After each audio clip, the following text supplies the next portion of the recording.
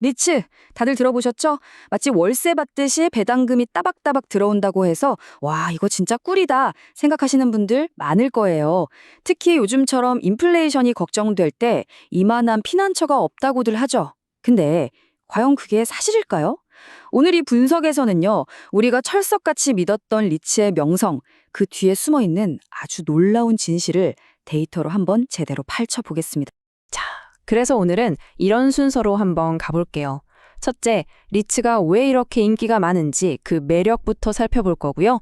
둘째, 인플레이션의 방패라는 신화가 과연 진실인지 팩트 체크를 해볼 겁니다. 셋째, 금리가 오르면 리츠는 망한다. 이 퍼즐도 풀어볼 거고요. 넷째, 많은 분들이 투자하시는 리츠 ETF에 어떤 문제점이 숨어 있는지, 그리고 마지막으로 그럼 어떻게 투자하는 게 가장 스마트한 방법인지까지 알아보겠습니다. 좋습니다. 그럼 바로 첫 번째 주제로 들어가 보죠. 아니 도대체 왜 이렇게 많은 투자자들이 리츠 하는 걸까요? 주식이나 채권도 있는데 말이죠. 그 매력의 정체가 뭘까요? 리츠가 뭐냐면요. 아주 간단해요. 부동산 쇼핑 바구니라고 생각하시면 됩니다. 우리가 직접 막 수십억짜리 빌딩을 살 수는 없잖아요. 그럴 필요 없이 이 바구니 안에는 좋은 건물들이 잔뜩 담겨 있고 우리는 그냥 그 바구니의 지분, 즉 주식을 사는 거예요. 관리 걱정 없이요. 정말 편하죠? 근데 리츠의 진짜 매력, 그 핵심은 바로 이 숫자, 90%에 있습니다. 이게 뭐냐면요. 법으로 정해져 있어요. 리츠는 번 돈의 90% 이상을 무조건 주주들한테 배당금으로 나눠줘야 합니다. 이건 이번엔 좀 아낄까 이런 선택의 문제가 아니에요. 그냥 의무입니다. 이 강력한 규칙 때문에 우리가 꾸준한 현금 흐름, 그러니까 월세 같은 배당을 기대할 수 있는 거죠. 자, 그리고 그 결과가 바로 이 그래프에 딱 나타나 있습니다. 보세요. 지난 25년 동안의 데이터를 쫙 보니까 리츠의 연평균 수익률이 10.8%예요. 주식보다도 높고 채권은 비교도 안 되죠. 장기적으로 봤을 때 정말 강력한 성과를 보여줬다는 게 데이터로 증명되는 겁니다. 자, 여기까지 들어보면 리츠 완전 최고네 싶으시죠? 그런데 이제부터 우리가 가진 통념을 하나씩 깨보려고 합니다. 그 첫 번째가 바로 이겁니다. 리츠는 인플레이션을 막아주는 최고의 방패다. 정말 많은 분들이 이렇게 믿고 계시거든요. 과연 그럴까요? 그래서 질문은 아주 간단합니다. 여러분, 리츠가 정말 인플레이션에 대한 좋은 방어 수단이라고 생각하세요?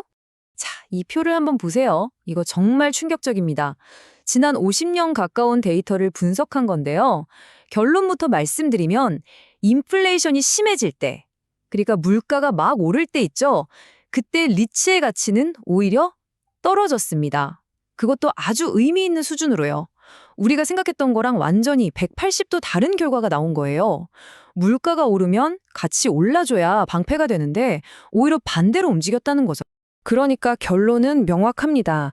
리츠는 인플레이션 해지 자선이다 라는 믿음은 최소한 물가가 아주 높을 때는 그냥 신화였다는 겁니다.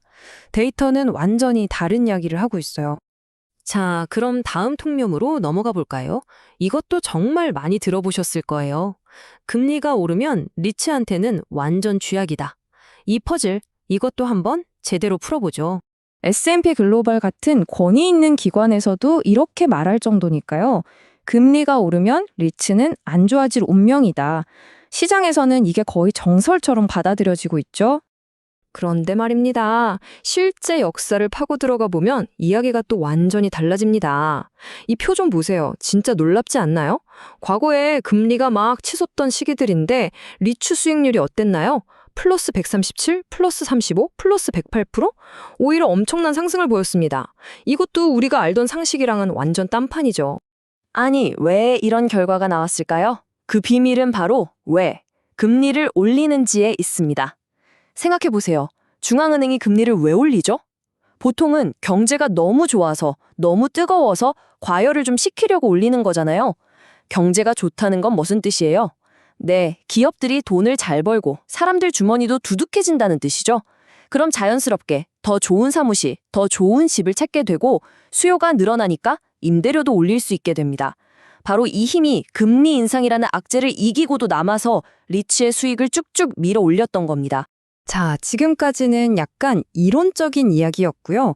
이제 진짜 실전 투자로 한번 들어가 보겠습니다. 우리 대부분이 리츠에 투자할 때 어떻게 하죠? 맞아요. VNQ 같은 ETF를 삽니다. 가장 쉽고 보편적인 방법이죠. 그럼 이 ETF 안에는 과연 뭐가 들어있는지 한번 속을 들여다 보겠습니다. 오늘 우리가 해부해볼 ETF는 바로 VNQ입니다. 뱅가드에서 운용하는 전 세계에서 가장 규모가 큰 그야말로 리츠 ETF의 대장이라고 할 수 있죠. 그런데 여기서 정말 이상한 점이 하나 발견됩니다. 잠깐만요.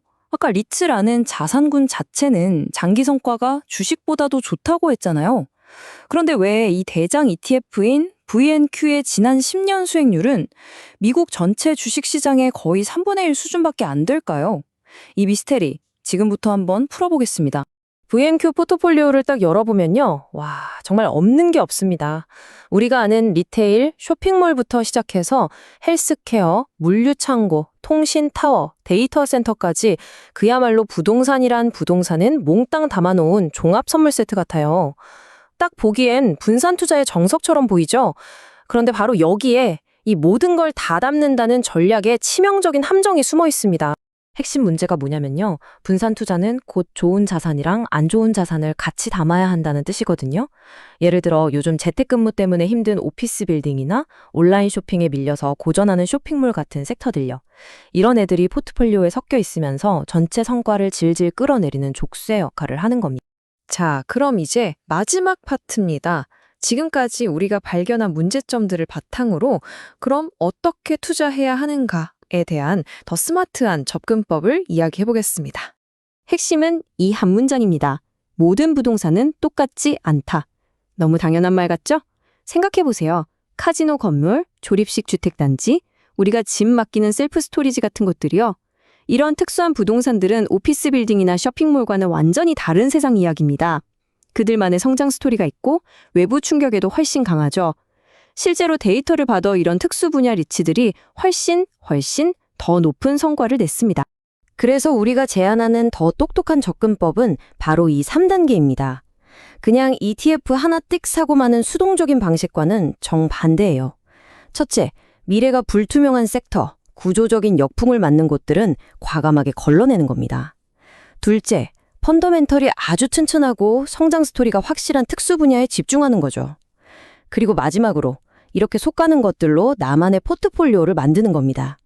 이게 바로 ETF의 발목 잡기를 피하는 진짜 능동적인 투자 방식입니다.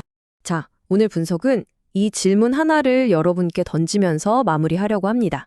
ETF 하나만 사면 되니까 편하잖아. 이 단순함의 가치가 과연 앞으로도 계속 발목을 잡을 게 뻔한 자산들을 꾹 참고 안고 가야 할 만큼 그렇게 클까요?